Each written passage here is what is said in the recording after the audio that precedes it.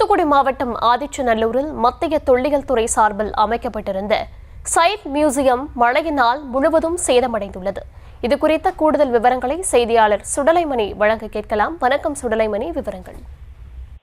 நிச்சயமா. அதாவது தற்போது தூத்துக்குடி மாவட்டம் மட்டுமல்லாமல் தென் மாவட்டங்களிலே மிக முக்கியமான ஒரு தொல்லியல் களமாகத்தான் தற்போது நாம் பார்த்துக் கொண்டிருக்கின்ற ஆதிச்சநல்லூர் என்பது விளங்கி வருகிறது. இந்த ஆதிச்சநல்லூரில் உலகத்தரம் வாய்ந்த அருங்காட்சியகம் அமைக்கப்படும் என்று கடந்த 2020ஆம் ஆண்டு நடந்த மத்திய பட்ஜெட் கூட்டத்தொடரில் மத்திய நிதியமைச்சர் நிர்மலா சீதாராமன் அறிவித்திருந்தார். அதன் அடிப்படையில் முதல் கட்டமாக இந்த ஆதிச்சநல்லூர் பரம்பு பகுதியில் அகழாய்வு பணிகளை மத்திய தொல்லியல் துறை சார்பில் தொடங்கப்பட்டது. தொடர்ந்து 3 ஆண்டுகளாக இந்த பகுதியில் அகழாய்வு பணிகள் நடந்து வந்த நிலையில் முதல் கட்டமாக ஆதிச்சநல்லூர் பகுதியில் சைட் மியூசியம் என்பது அமைக்கப்பட்டது. இந்த சைட் மியூசியம் என்பது எடுத்த பொருட்களை எடுத்த இடத்திலேயே காட்சிப்படுத்துவதற்கு பெயர் தான் சைட் மியூசியம்.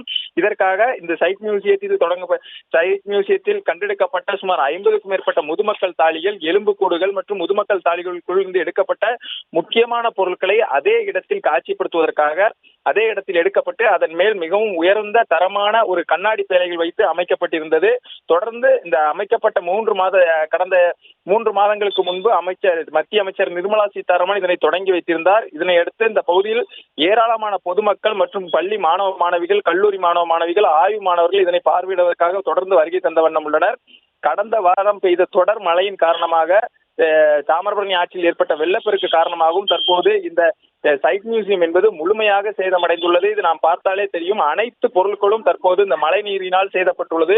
குறிப்பாக இந்த சைட் மியூசியத்திற்குள் இருந்த 50க்கும் மேற்பட்ட முதுமக்கள் தாழிகள் முழுவதுமாக சேதமடைந்துள்ளது. தற்போது அதற்கான ஊழியர்கள் சீரமைக்கும் பணியில் ஈடுபட்டுள்ளனர்.